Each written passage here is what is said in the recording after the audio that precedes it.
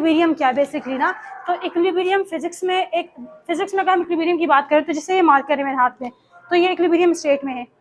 Chemistry में थोड़ा सा ये जो है स्लाइटली डिफरेंट होता है। केमिस्ट्री में केमिकल रिएक्शंस होते हैं तो उनमें इक्विलिब्रियम स्टेट होती है। ठीक, तो पहले हम इक्विलिब्रियम स्टेट के ऊपर आए, उससे पहले हम ये पढ़ेंगे कि रिवर्सिबल और इरिवर्सिबल रिएक्शन क्या होता है। देखो, अगर केमिकल रिएक्शन को डायरेक्शन के हिसाब से डिवाइड करें ना तो दो टाइप्स होती है, एक है इरिवर्सिबल रिएक्शन, दूसरा है रिवर्सिबल रिएक्शन। ठीक है, डायरेक्शन के हिसाब से अगर डिवाइड करोगे तो दो टाइप्स है, इरिवर्सिबल और रिवर्सिबल। अब रिवर्सिबल रिएक्शन क्या होता है कि ये वो रिएक्शन होता है जो है फॉरवर्ड डायरेक्शन में जो है मूव होता है, यानी कि इरिवर्सिबल रिएक्शन में रिएक्टेंट जो है वो प्रोडक्ट में कन्वर्ट हो जाएगा, और जबकि रिवर्सिबल रिएक्शन में क्या होगा, रिवर्स प्रोसेस है, तो रिएक्टेंट प्रोडक्ट में कन्वर्ट होगा, उसके बाद प्रोडक्ट रिएक्टेंट में दोबारा कन्वर्ट हो सकता है, यानी कि रिएक्टेंट प्रोडक्ट में कन्वर्ट हुआ और प्रोडक्ट दोबारा रिएक्टेंट में कन्वर्ट हो सकता है। तो ये रिवर्स प्रोसेस है, दोबारा से रिवर्स हो रहा है। दोनों में क्लियर डिफरेंस समझ आया कि इरिवर्सिबल रिएक्शन वो रिएक्शन होता है जो सिर्फ प्रोडक्ट से रिएक्टेंट से प्रोडक्ट में, यानी कि एक से फॉरवर्ड डायरेक्शन में मूव हो रहा हो, और रिवर्सिबल रिएक्शन वो रिएक्शन होता है जो दोबारा से अपनी पुरानी स्टेट में भी आ सके। ठीक है, एक रिएक्टेंट था जिसने रिएक्ट किया, प्रोडक्ट बनाया, फिर वो दोबारा प्रोडक्ट अपनी पुरानी स्टेट में भी आ सकता है, तो वो रिवर्सिबल रिएक्शन है। इरिवर्सिबल रिएक्शन कंप्लीट हो जाता है, आपने रिएक्शन कराया, आपके पास प्रोडक्ट आ गया, जबकि रिवर्सिबल रिएक्शन कंप्लीट नहीं होता। क्यों कंप्लीट नहीं होता? कि आपके पास रिएक्टेंट था, वो प्रोडक्ट में कन्वर्ट हुआ, उसके बाद दोबारा जैसे ही रिएक्टेंट प्रोडक्ट में कन्वर्ट होगा, प्रोडक्ट दोबारा से रिएक्टेंट में कन्वर्ट हो जाएगा, रिएक्टेंट प्रोडक्ट में कंप्लीट होगा, प्रोडक्ट रिएक्टेंट पे इसी तरह से होता रहेगा, और फिर एक पॉइंट पर आकर ये स्टक हो जाएगा, ये रुक जाएगा। सो इरिवर्सिबल रिएक्शन कंप्लीट हो जाते हैं, जबकि रिवर्सिबल रिएक्शन कंप्लीट नहीं होते। फिर हमारे पास आ रहा है there is no equilibrium state. Irreversible reaction में कोई इक्विलिब्रियम स्टेट नहीं होती। यही वजह है कि हम जो है केमिकल इक्विलिब्रियम में इरिवर्सिबल के बारे में नहीं पढ़ते, रिवर्सिबल रिएक्शन को पढ़ते हैं। ठीक, क्यों? क्योंकि हमें कोई ना कोई इक्विलिब्रियम स्टेट चाहिए होती है। अब इक्विलिब्रियम स्टेट क्या होती है, तो ये हम इसके बाद जो नेक्स्ट टॉपिक पढ़ेंगे उसमें हम पढ़ेंगे कि इक्विलिब्रियम स्टेट बेसिकली है क्या। ठीक, फिर हमारे पास आ रहा है it is denoted by single head. ये एरो हेड जो है ना, ये सिंगल हेड जो डायरेक्शन है इससे शो करते हैं रिवर्सिबल, क्योंकि ये सिर्फ एक डायरेक्शन में मूव हो रहा है। ठीक है, रिएक्टेंट सिर्फ प्रोडक्ट में कन्वर्ट होगा, जबकि रिवर्सिबल रिएक्शन को किस तरह से करते हैं, डबल हेडेड एरो से, कि रिएक्टेंट प्रोडक्ट में कन्वर्ट होगा, फिर प्रोडक्ट दोबारा से रिएक्टेंट में कन्वर्ट हो सकता है।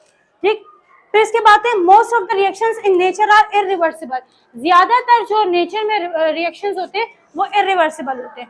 फॉर एग्जांपल अगर हम बात करें कि लकड़ी है, आपने उसको जलाया, ठीक है, लकड़ी को जलाकर कोयला बना देते हैं, फिर वो कोयला दोबारा से लकड़ी बन सकती है, उस कोयले को हम दोबारा लकड़ी नहीं बना सकते, तो ये इरिवर्सिबल हुआ। ठीक, फिर इसी तरह से अगर आप लोहा ले लो, लोहे को हवा लगती है तो हवा लगकर उसमें जंग लग जाता है, और उस जंग को दोबारा से लोहे में कन्वर्ट कर सकते हो? नहीं कर सकते। तो ज्यादातर जो नेचर में रिएक्शंस होते हैं वो इरिवर्सिबल होते हैं। जैसे कि अगर हम बात करें बायो केमिकल प्रोसेस है, जितने भी एजिंग की बात करें कि एक बच्चा है वो बूढ़ा हुआ हो जाता है टाइम के साथ, अब उस बूढ़े को दोबारा से आप बच्चा बना सकते हो? नहीं कर सकते। फिर इसी तरह से अगर हम बात करें खाने की, हम जो खाना खाते हैं डाइजेशन की, कि हम फूड जो खा रहे होते हैं वो एक्सक्रीटा में कन्वर्ट हो जाती है, तो एक्सक्रीटा को आप दोबारा से फूड बना सकते हो? नहीं बना सकते। तो ज्यादातर जितने भी बायोकेमिकल प्रोसेस हैं वो ज्यादातर इरिवर्सिबल होते हैं। ठीक, कुछ रिवर्सिबल भी होते हैं, जैसे कि अगर हम बात करें यहाँ पर हमें दिया हुआ है कि नाइट्रोजन और हाइड्रोजन है, इन दोनों को ये जब आपस में रिएक्ट करते हैं तो अमोनिया बनाते हैं, और अमोनिया दोबारा से नाइट्रोजन हाइड्रोजन में कन्वर्ट हो सकता है। ठीक, फिर इसी तरह से सल्फर डाइऑक्साइड को ऑक्सीजन के साथ रिएक्ट कराओ तो सल्फर ट्राइऑक्साइड बनता है, और सल्फर ट्राइऑक्साइड दोबारा से सल्फर और O2 में कन्वर्ट हो सकता है। फिर इसी तरह के नाइट्रोजन ऑक्साइड है, nitrogen oxide die nitrogen tetroxide में कन्वर्ट होता है, डाई नाइट्रोजन टेट्राऑक्साइड दोबारा से जो है नाइट्रोजन ऑक्साइड में कन्वर्ट हो सकता है।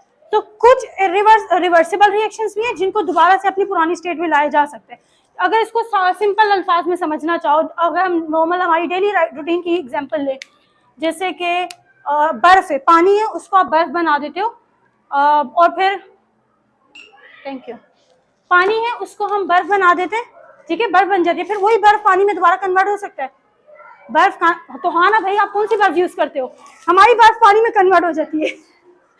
तो बर्फ, पानी को बर्फ में कन्वर्ट कर सकते हैं, हम जमा देते हैं, फ्रीज करते हैं, तो वो बर्फ बन जाती है। फिर वही बर्फ अगर आप फ्रीज से बाहर निकालो तो पानी बन जाती है, और उसी पानी को आप कितनी दफा चाहो बर्फ से पानी, पानी से बर्फ बना सकते हो।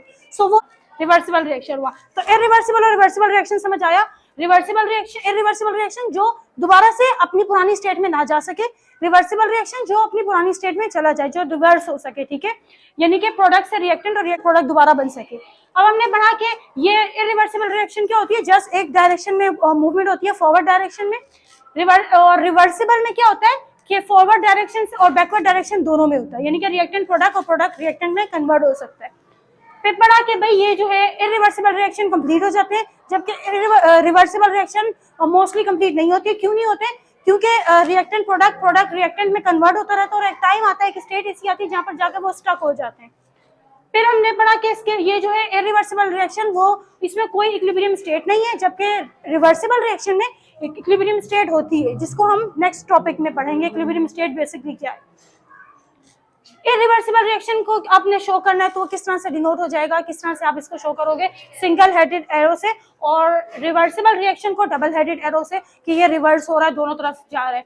अच्छा, ज्यादातर जो है नेचर के में जो रिएक्शंस होते हैं वो इरिवर्सिबल होते हैं, और बहुत कम ऐसे होते हैं जो रिवर्सिबल होते हैं। ठीक, सिंपली आपने ये याद कर लेना। अगर इसके अलावा भी अगर अपने माइंड में रखनी है तो मैंने सिंपल कुछ एग्जांपल दी, अपनी डेली लाइफ से रिलेटेड कोई एग्जांपल अपने माइंड में डाल दो। जरूरी नहीं कि यही आप माइंड में रखो, कोई सिंपल सी चीज अपने माइंड में रखो जिससे आपका कॉन्सेप्ट क्लियर हो जाए, तो इससे रिलेटेड कोई कंफ्यूजन नहीं है। अब इसके बाद होगा इक्विलिब्रियम के बेसिकली इक्विलिब्रियम क्या है, जो असल में चैप्टर हम पढ़ रहे हैं इक्विलिब्रियम पे, इक्विलिब्रियम होता क्या है।